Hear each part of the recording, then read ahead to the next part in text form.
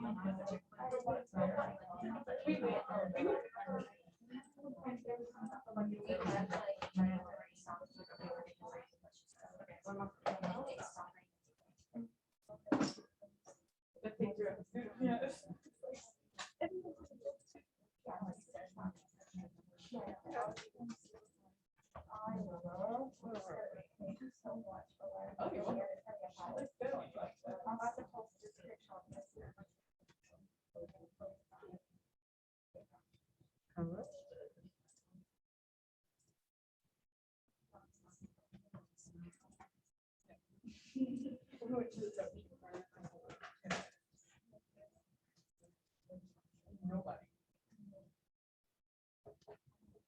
Okay, and then I clicker.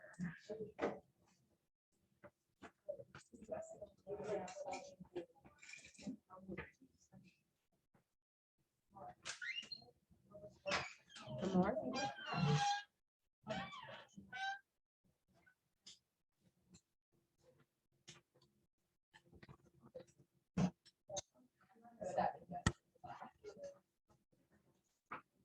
It's like everything's taking a long time to load this morning.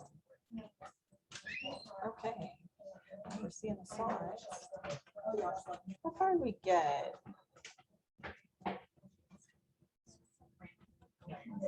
We did charged amino acids. We did hydrophilic.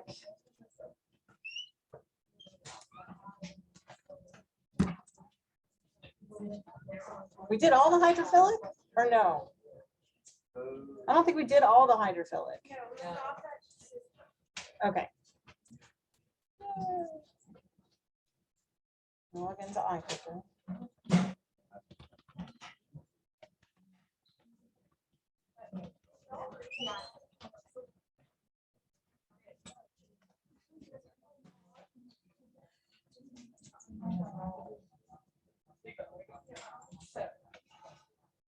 Okay.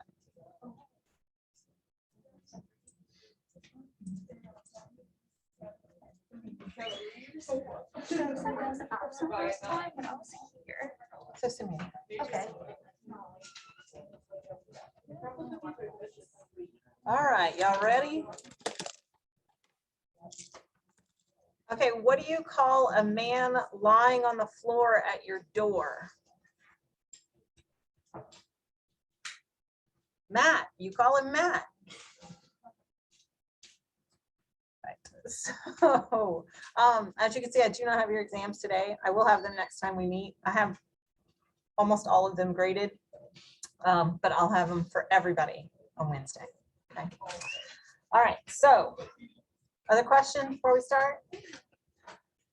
And I'll post the grades. When I post the grades, I'll send y'all an email so y'all know. But I'll post them before class, the next class, but I'll have the actual papers for y'all next class. Other questions? Good. Okay. So we were talking about amino acids, right? All the different classifications of amino acids and their properties. And so you've been studying your amino acids, correct? The 1-letter code, the 3-letter code, the name, the structure, and what group they're in. You're going to go study that, right? Okay, good. All right, so asparagine and glutamine. These two look pretty similar, don't they? To some you've seen before? No? Tell me about some properties of these two. They are what? Take a guess on the slide. They're hydrophilic. Why are they hydrophilic? What can they participate in? Hydrogen bonding.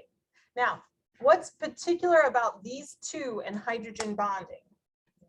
Look specifically at asparagine first. Tell me, what are the places where we can participate in hydrogen bonding? So we have one location here, NH2. Is this going to be a hydrogen bond donor or a hydrogen bond recipient?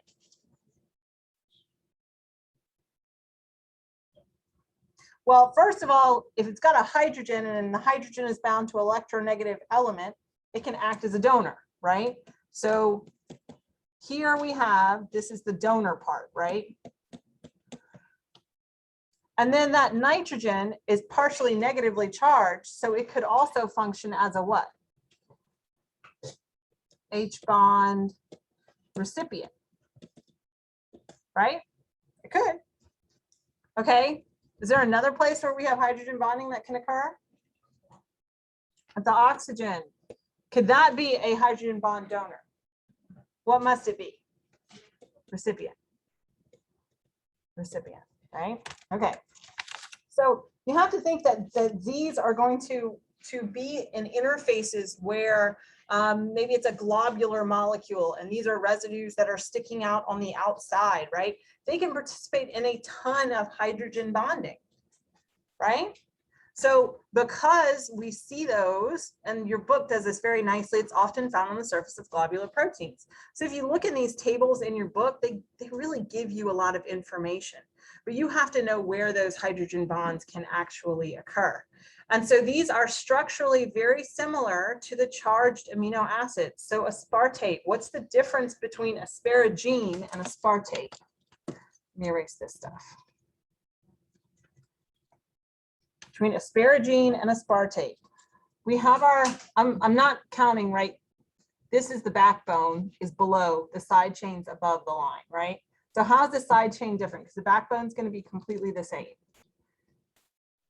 I have a CH2. What's going to be different? There's no NH2. What's there instead? Not just an oxygen, but an OH, and then it depends on the pH, whether that oxygen is protonated or deprotonated. And then it also has an O, right? So that's our difference between the asparagine and aspartate. Same thing with glutamine and what?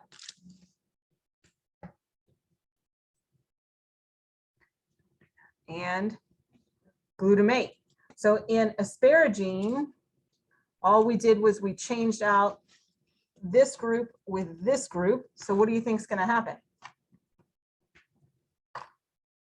You have a CH2 bonded to another CH2. You still have your carbonyl and what? Right? So once you start drawing these and practicing drawing these, if you can remember which ones are similar to one another, you're going to remember a lot more about them, right? Don't just sit there and try to memorize them all without understanding how they're related, right? Because there are a lot that are really close. And so if you can remember asparagine and aspartate, glutamine and glutamate, and they kind of sound the same, right? So use that. Yeah. Okay. All right. So remember we talked about there are some side chains that can be modified, chemically modified. How do we typically chemically modify side chains?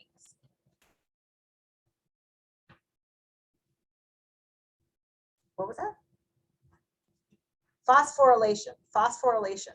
So a lot of times when we're talking about our different side chains, they're within a protein, right? And proteins have to be able to be turned on and off. So what do you have for a control mechanism that will turn a protein on and off? A lot of times, not always, but a lot of times, it's whether it's phosphorylated or dephosphorylated. And some proteins are on when they're phosphorylated and other proteins are on when they're dephosphorylated. It just depends. But basically, it's an on-off switch. So kinases, we talked about this a little earlier, are enzymes that add your phosphate group. So here's an example of one side chain that can be phosphorylated, and this is in serine. So look at your hydroxyl here. Instead of having a hydrogen associated with it, in the presence of kinase, and now this requires you to hydrolyze ATP into ADP, and then that one phosphate group gets stuck on that oxygen that was the hydroxyl. Okay, now you can go in reverse, right? You can go the opposite direction. You have something that's already phosphorylated, and we can use a phosphatase to remove that phosphate group. So we're showing both phosphorylation and dephosphorylation for serine and threonine. These are the two most common residues that are phosphorylated. They are not the only two, but they are the most common. And they have specific kinases that do it. Serine threonine kinases. Ooh, they named it right. Okay. We talked about cysteine, right? We said cysteine was super unique. Why is it unique? It has what group?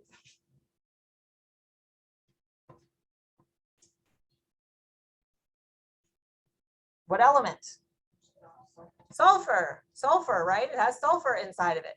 So when you think about a protein, right? A protein is like this really long strip of amino acids. But is it like a shoestring? Is it a straight shoestring?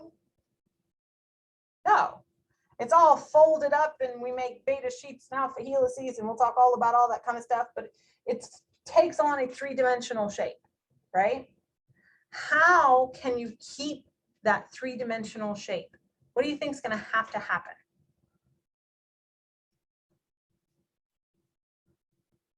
We need to have some kind of interactions within that amino acid chain, right? So we need things that are going to stabilize the three-dimensional shape of the protein. And what are called disulfide bonds are an example of that. And remember how I said, not all proteins are just one shoelace? That sometimes you can have homodimers, heterodimers, homotrimers, on and on and on and on, right? That we have multiple pieces, multiple amino acid strings that get folded and then linked together. This is the most common way to link those individual peptide chains together to make a functional protein, is through a disulfide bond or a disulfide bridge, however you want to say that. But it's an oxidation reaction that happens between two cysteine residues. So maybe one cysteine residue is in amino acid chain 1, and then one cysteine is in amino acid chain number 2. They both fold, and now they fit together. Well, that's great, but why do they stay together? Because you formed a disulfide bond between the two. Now they're pretty much locked together. So it's a mechanism to hold them together. Okay. All right. So those were kind of our special cases, right? Those are our really kind of, I think, interesting ones. But let's talk about some that are hydrophobic. So what does hydrophobic mean?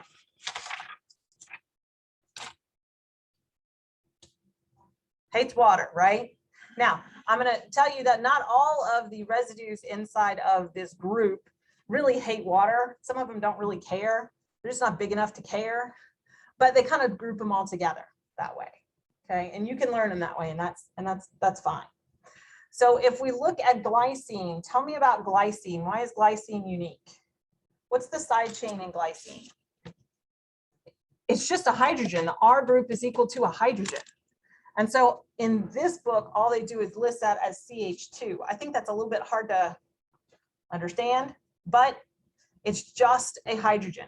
So this is the absolute smallest amino acid, and it makes it the most chemically neutral. And so when you think about a big old three-dimensional protein, right? And we got all these amino acids and all these side chains. All these side chains have to fit together like puzzle pieces to make the protein a three-dimensional shape. So a lot of times you have to have places where you have some play. So a lot of times glycine is in those locations, like if you have a curve in the molecule, right? Where big bulky side groups would be detrimental. They wouldn't allow you to fold. A lot of times you're going to see glycine or you're going to see alanine, because alanine is our very next one. So what is the R group for alanine? Just a methyl group, right? CH3, just a methyl group. So these two are the most common that are going to be found in basically unstructured regions of the protein where you need space. Okay. So proline is pretty interesting. Proline, we just have a hydrocarbon associated with the R group, but what do you notice about that R group? It's not a straight chain. What does that R group come back and do? Binds to what? It binds to the amino terminus, right, of the amino acid. So whereas glycine, you could you could be basically doing any kind of turn, any kind of weird thing in the protein. Proline is kind of the opposite of that. Proline, because it's in a ring with the backbone of the protein, is going to restrict its conformations dramatically. So glycine and proline are kind of opposites in that fashion. So then if you look at the last ones, if you look at valine, we're going to kind of look together, valine, leucine, and isoleucine. I like to look at the three of these kind of together.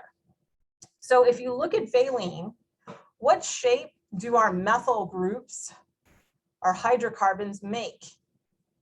What shape is that? It's a V for valine. Okay. So now when you move on from valine to leucine, you have kind of, to me, an upside down V and then add a methyl group. So for me, I like to build one of the amino acids and then like continue when I'm trying to learn the structures. So now, if I look at leucine and isoleucine, do you see this methyl group right here? If you take this top methyl group and add it to this one, you get isoleucine. So the iso just means that it's the same number of carbons, same number of hydrogens. All you're doing is rearranging where those bonds are located. Okay? So it's important to kind of look at those. All right, so methionine is that other amino acid that has sulfur inside of it. But why is this sulfur not so reactive? Look what it's already participating in. 2 bonds with carbon. So does it want to participate in more interactions? No, so it's highly unreactive. And a lot of times what you're going to see, almost all the time, what you're going to see is methionine is the amino terminal amino acid. What does that mean? It's the amino terminal. Is it the start or the end? It's the start. So it's going to be your first amino acid in a polypeptide. That's how you can find it, right? If you're looking at this big long thing, how do you know where to start? Usually the very first one is methionine. It's good. Okay, so now we have our aromatic amino acids. Now, my question is, are these aromatic amino acids hydrophobic or hydrophilic?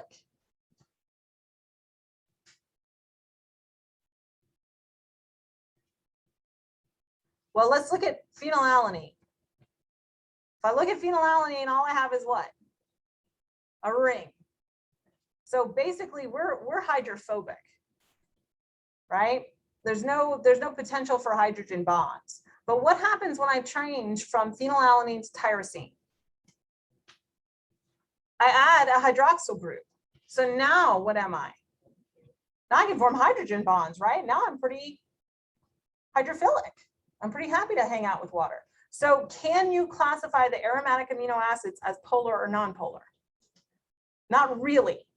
Not really. Phenylalanine is nonpolar, right? Tyrosine has that nonpolar benzene ring, but then it also has a polar hydroxyl group. So we call these amphipathic. Y'all know what amphipathic means?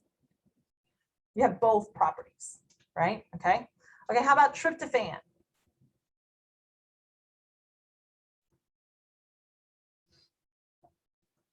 So we have that benzene ring, so that gives it a little bit of a nonpolar property. What about my second ring?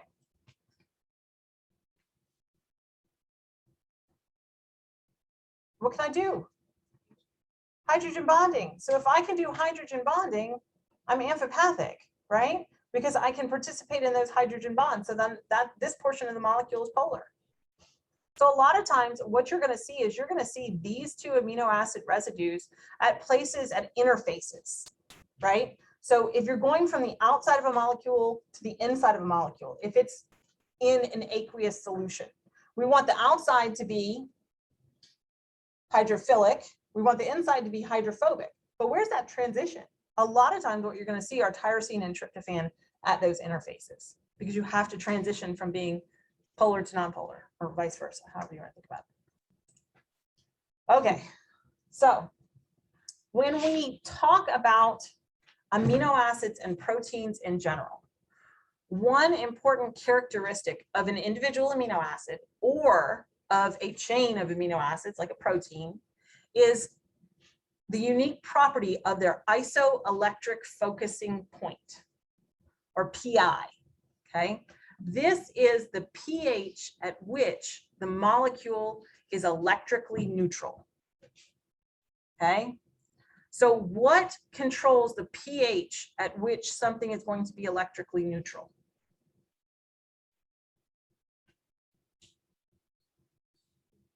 The what? All the pKa's. So if you have something really small like glycine, what's going to control the isoelectric focusing point of glycine? Only the C-terminus and N-terminus, right? And we know those values for the N-terminus and for the C-terminus. But now we can have amino acids that have side chains that have pKa values. So this is an example of an amino acid that has a side chain pKa value. So go and look up aspartate. Go and look.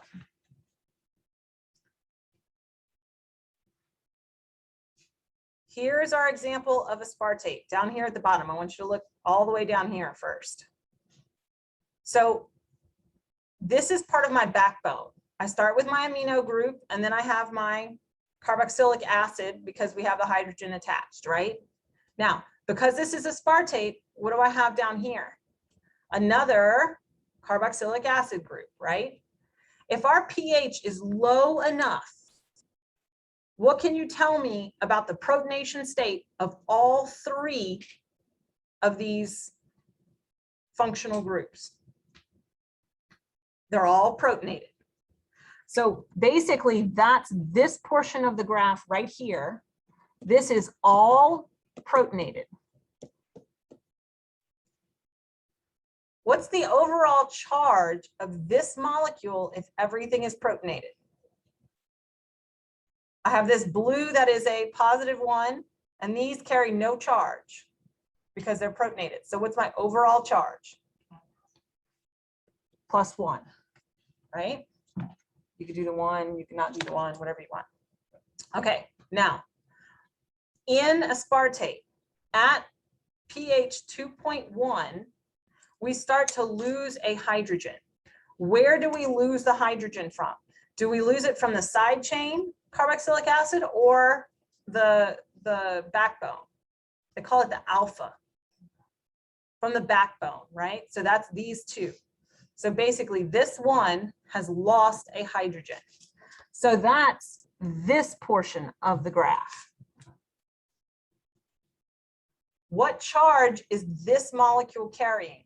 I have a +1 here, I have a -1 here, and I have no charge here. What's my overall net charge? 0. Okay, so I'll call this the alpha carboxyl is deprotonated. Okay, so now what's going to happen in this next portion of the graph from here to here? I'm going to lose what? Another hydrogen, but this time I'm losing it from the side chain. So if I have positive, negative, negative, what do I have? -1. So in this case, what happened was my side chain is deprotonated, right? Okay, now what happens at these really high pHs way up here that your body's never really going to see? What happened to the amino group? Became deprotonated. So amino becomes deprotonated. So what's my charge here? -2. -2. Okay, so the isoelectric focusing point is unique for every single protein and for just about every single amino acid. And so we can use it as a defining characteristic to categorize our amino acids and our proteins. So if I want to find the pH at which my molecule here is going to be 0, where is that going to be?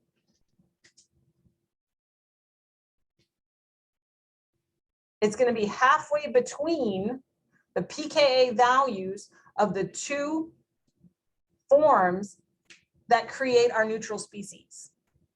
So right here, this is our isoelectric focusing point, because we knew we had a pKa value of 2.1, right? And what happened at 2.1? What started happening? My alpha carbonyl lost its hydrogen, right? So that's pK1. Now what happens at 3.9? My side chain. So these two pKa values, if you take 2.1 plus 3.9, divide by 2, what do you get? 3. So that is how you get the PI. So in this case, our PI is equal to pK1 plus pK2 divided by 2. So we got 2.1 plus 3.9 divided by 2, and we got 3.0. Make sense? So now, at that isoelectric focusing point, my molecule has a charge of 0. So this is called a Zitter ion. It carries no charge. Okay. Now it's going to be different for every amino acid because the side chains have different pKa values. Okay. All right. And then it gets really crazy for a protein, right?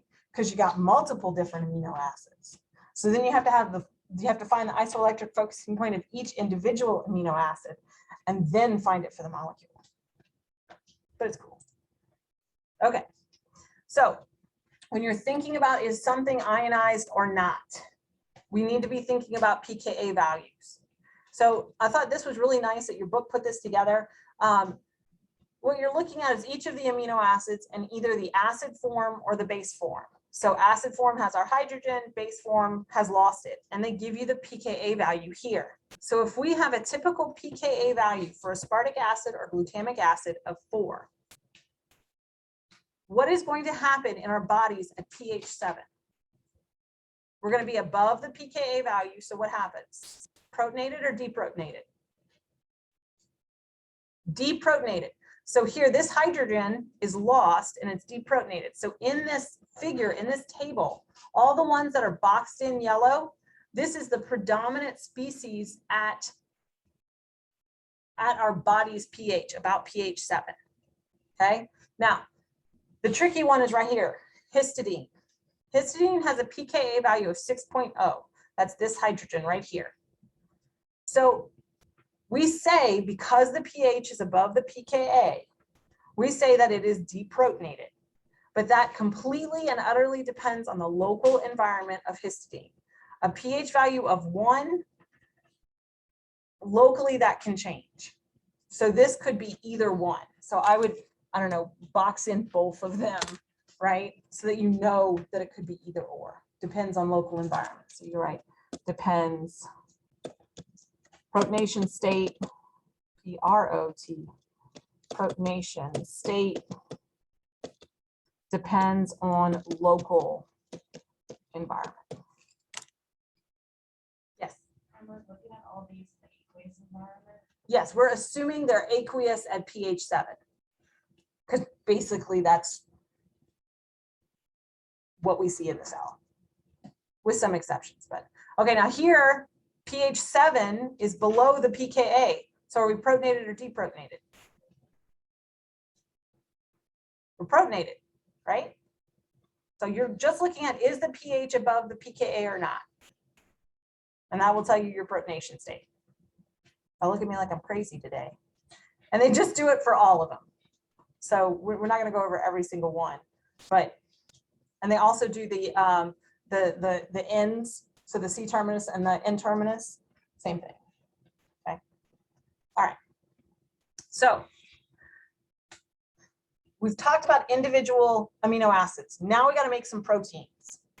So the very first step in making proteins is to link those amino acids together. So it's a condensation reaction between the amine, and really it's not amine, it's really an amino group. An amine is a classification of molecules. Amino is the functional group, but your book doesn't do a very good job of differentiating that. So I took it either way on the exam. All right. So it's a condensation between the amino and the carboxylic acid groups. And so if it's condensation, what's your product? You go from two reactants to having those reactants hooked together and you release a water. Okay. Question about finding the P. Oh, the pKa. Yeah, pKa. Got it. Now you want to catalyze. You want to catalyze this reaction because this is highly unfavorable. So this is non-spontaneous. It's not going to happen on its own. So you have to catalyze it. And it's catalyzed by RNA component of ribosomes. Now, once you make that hydrogen bond is insanely super stable. It has a half-life of like years. Right? How long does it hang out? It hangs out for years. Do you think you have lots of proteins inside of your cells that have been around for years? Probably not so much, right? Not so much. So what happens? How do we get rid of proteins if the peptide bond is so strong and so stable? We use other enzymes, right? How do you make things that are non-spontaneous happen? You give them enzymes, right? And so you have enzymes that are called proteases. And these proteases do the opposite of a condensation reaction. They do a hydrolysis, right? Y'all remember that from general chem? An organic chem, condensation and hydrolysis? Yes? Good. Okay. So here's our example. Remember, it's really important when we're looking at proteins and amino acids to know the N-terminus and the C-terminus. So here's our N-terminus and here's our C-terminus. This is our alpha carbon, right? And what's attached to the alpha carbon is basically everything. The R group, the amino, and the carboxylic acid, right? That's why they call it the alpha. Okay, here's my second amino acid that I want to add to my chain. Same thing. Amino group, alpha carbon, carboxylic acid, right? We undergo condensation going this way. And when we undergo condensation, we release hydroxyl and a hydrogen in the form of water. And what you've now formed was this new peptide bond. Now, this new peptide bond, it's really important for y'all to recognize. Do you see any places where you could have resonance inside of this new amino acid chain here? Where can you have resonance?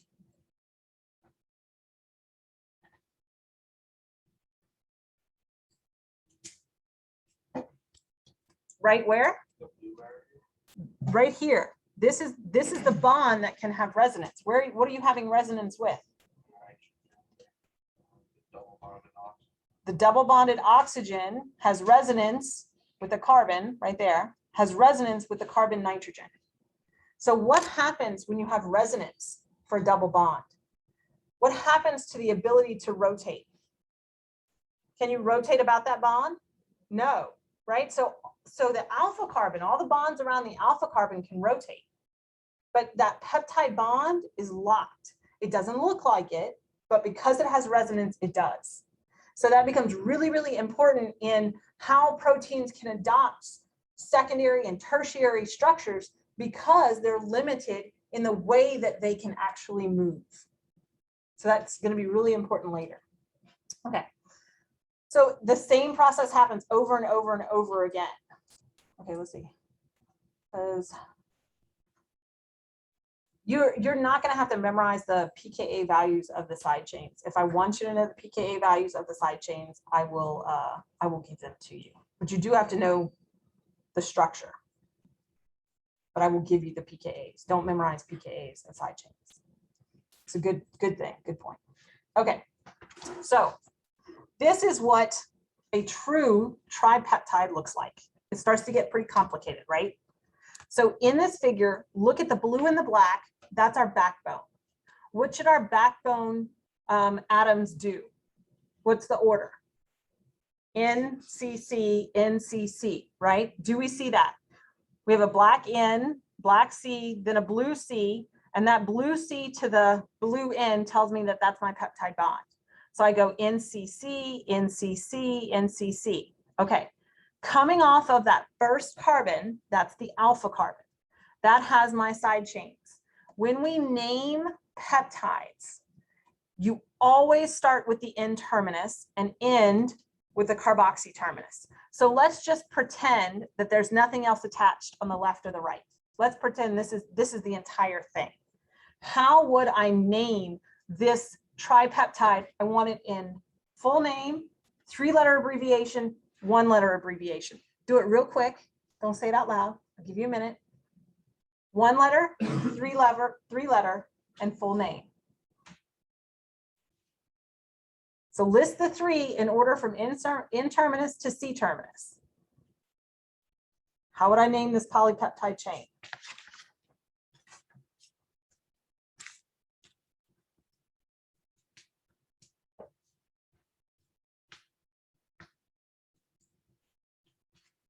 It kind of gives it to you. Gives it to you in the 3-letter. Look at the bottom. What's the first one? The first side chain coming off is what?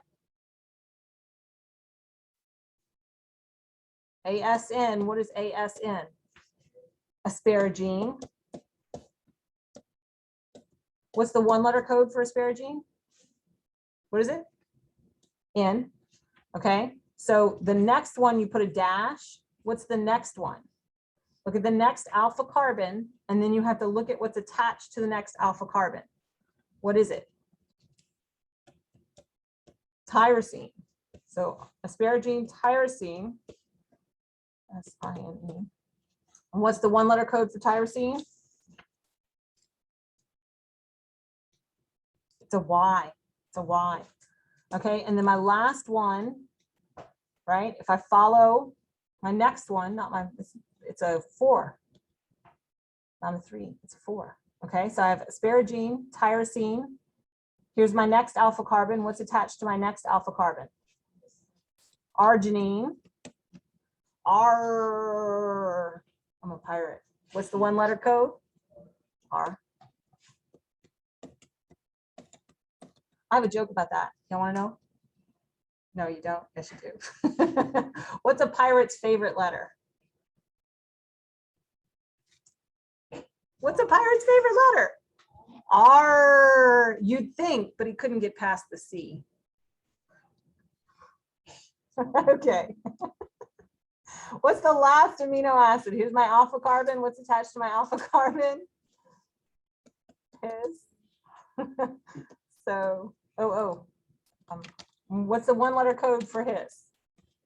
H. So I'm gonna have to put it in here.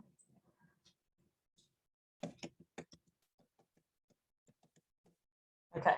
So there are 3 different ways to name this peptide, right? You could do it with a 3-letter code, 1-letter code, or the entire name. But whenever I list this, what do you automatically know about asparagine?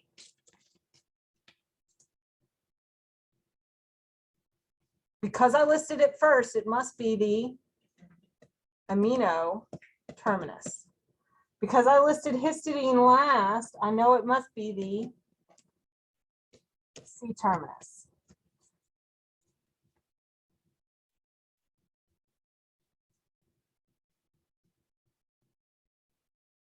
Okay, questions? Next time I'm going to give you a peptide that you'll have to analyze. Be fun. Okay. So now, how do we get proteins? How do we know the sequence of amino acids inside of our protein? Well, back up one step. What was it before it was a protein? It was RNA, and before that it was DNA. Okay. So when you just step back to the RNA, right?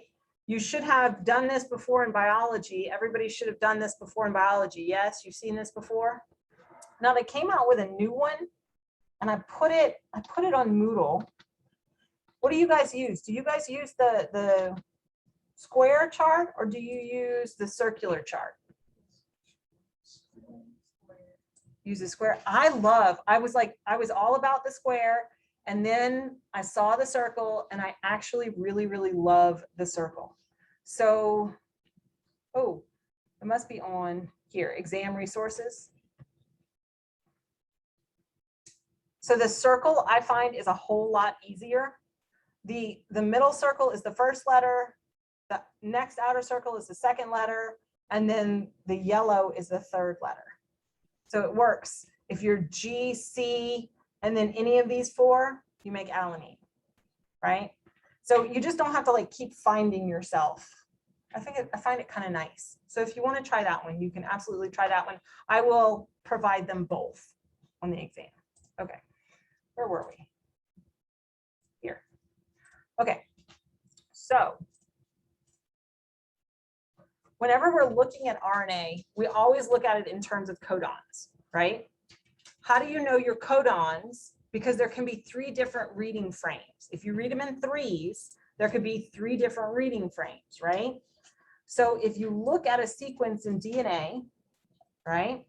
If you find the coding strand, if we make RNA, the RNA is the perfect match to the coding strand, except what?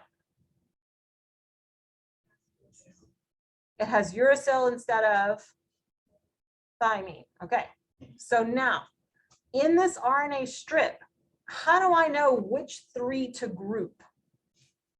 What amino acid am I looking for in the very beginning, typically? Methionine, right? So we're always looking for a start codon that will tell us to start, but sometimes you don't get the beginning and you kind of have to look at a sequence and say, well, I know this makes a protein, but I'm not sure where the reading frame is and I only get the small portion of it. So if you look at all 3 reading frames, and that's what they've done here, and you look, because on this code, not only do you have start codon of methionine right here, AUG, but you also have stop codons. There are 3 different stop codons, UAA, UAG, and UGA. So if I translate these and I look at what proteins are formed, if you get to a stop codon, you have to stop because protein synthesis would stop right there. So a lot of times what you'll see if you're off on a reading frame is that you'll find an early stop codon. And that's a good indication that you're on the wrong reading frame. When you're on the right reading frame, like reading frame 2 here, then you're making all amino acids. You don't have that early stop codon and you make the entire full length protein. Okay. All right. So there are different kinds of mutations that happen in the DNA that get sent over to the RNA, right? Which then affect the protein structure. So if you look at the top is our wild type DNA. And we've translated that DNA sequence into mRNA, and then we translate that mRNA into protein. So you can have a silent mutation. A lot of times, if you mutate the 3rd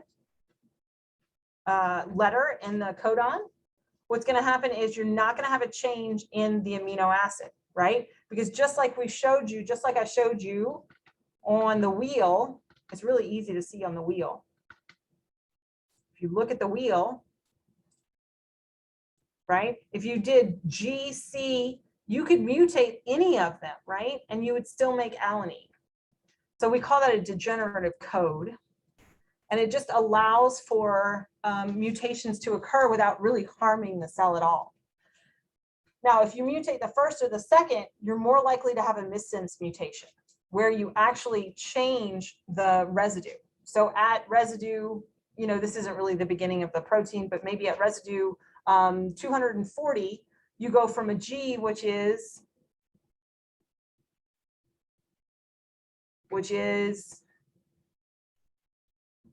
glycine, to an S, which is serine. So why would this be bad to go from a glycine to a serine? Would it be bad?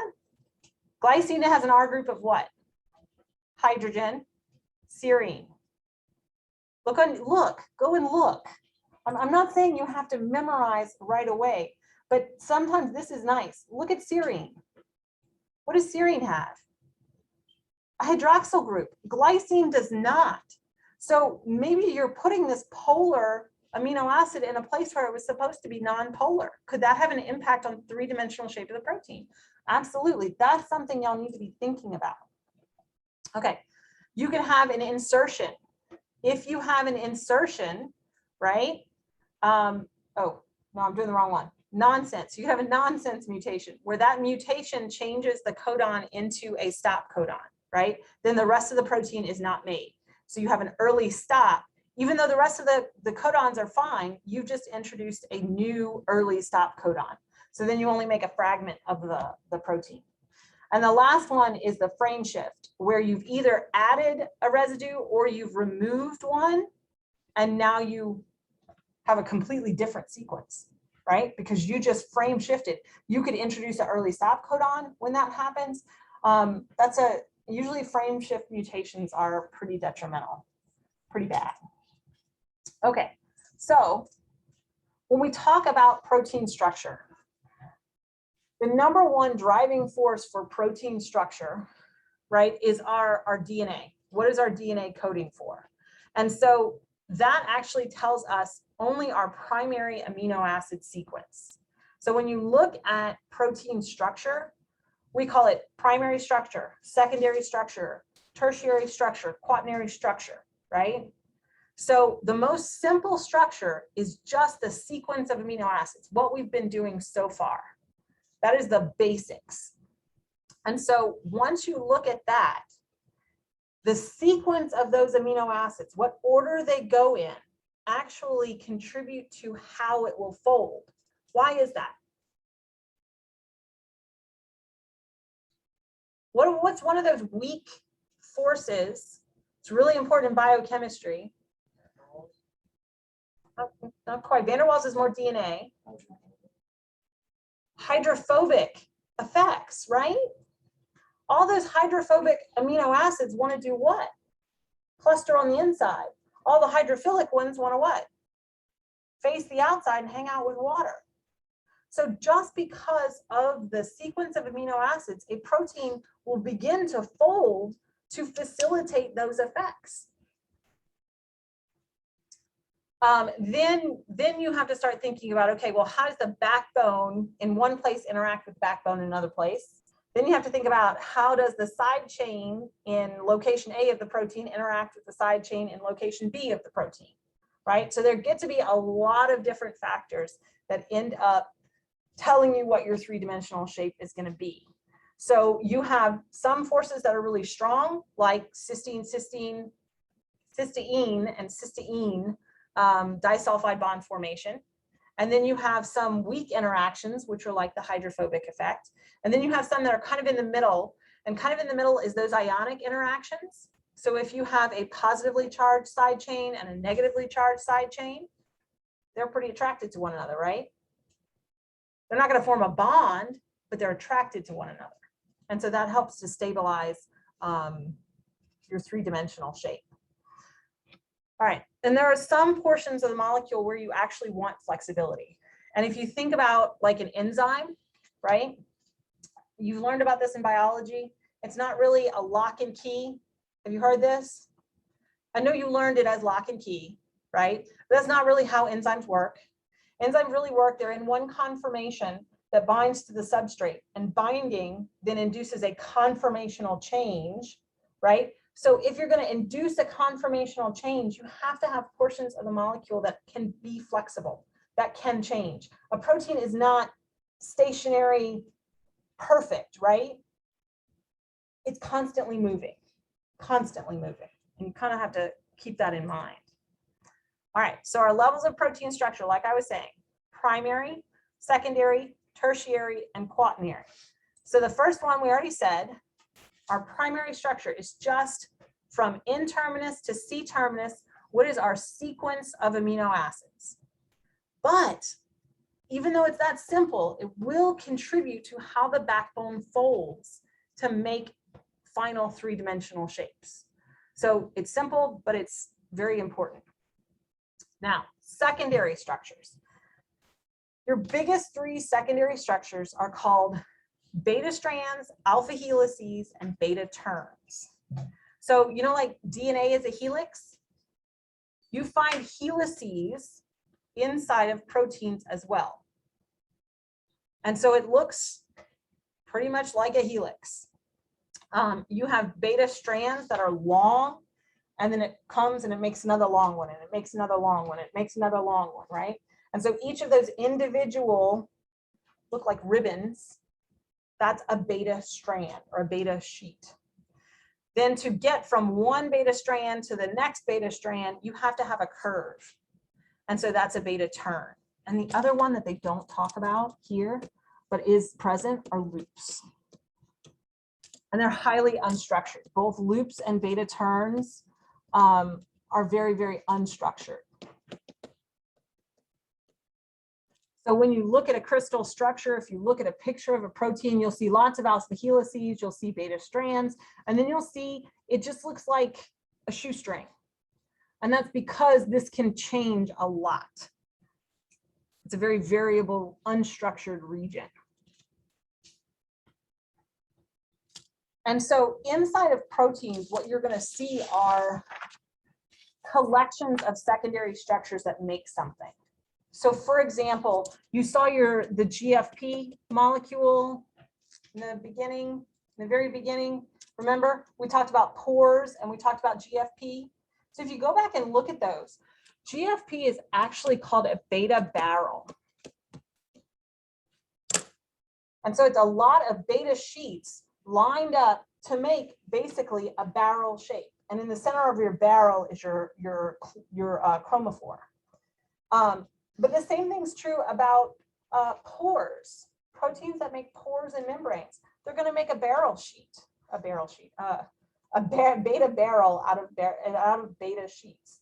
So what you'll see are repetitive collections of secondary structures that make functional things, right?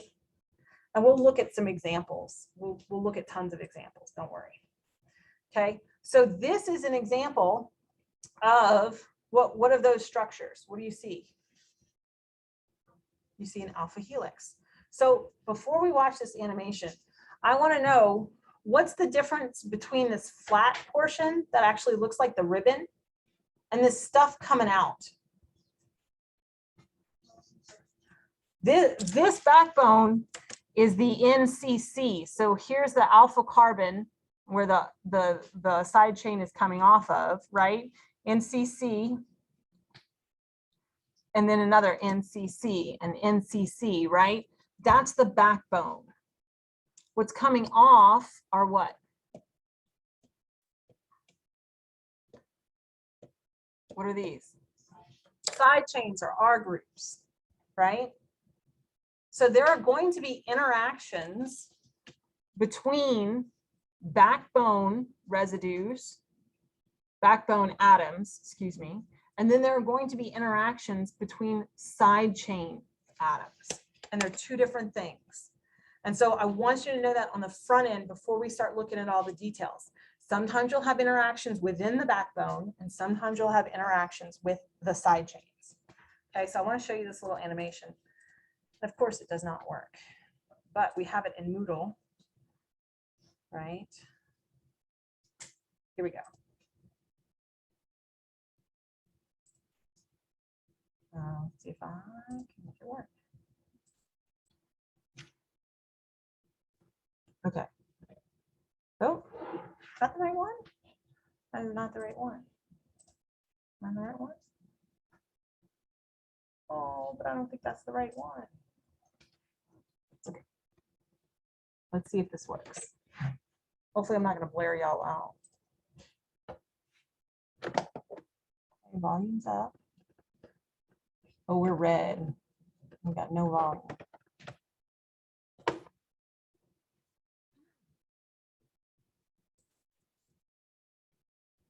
Okay.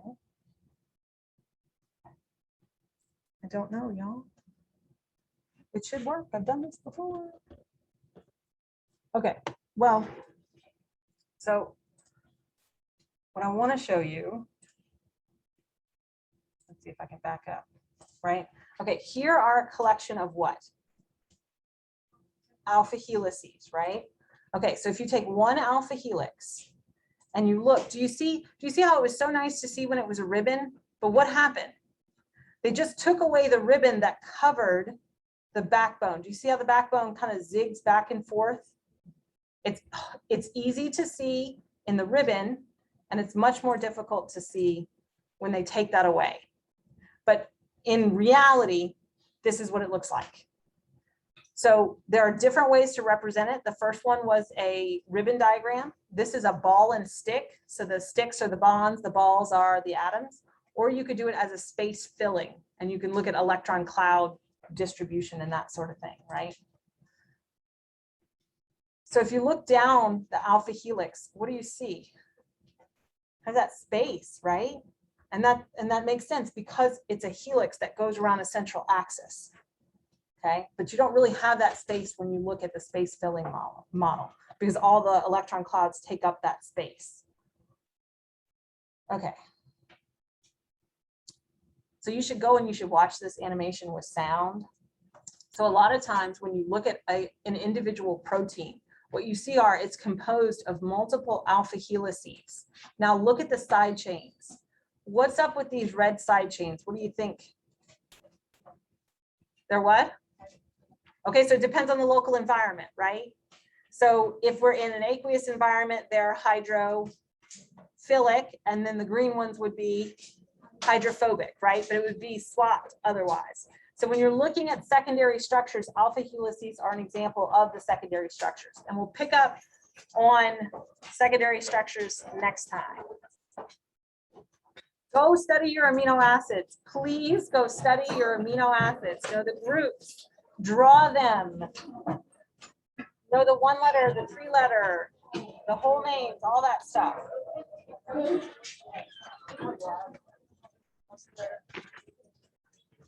right.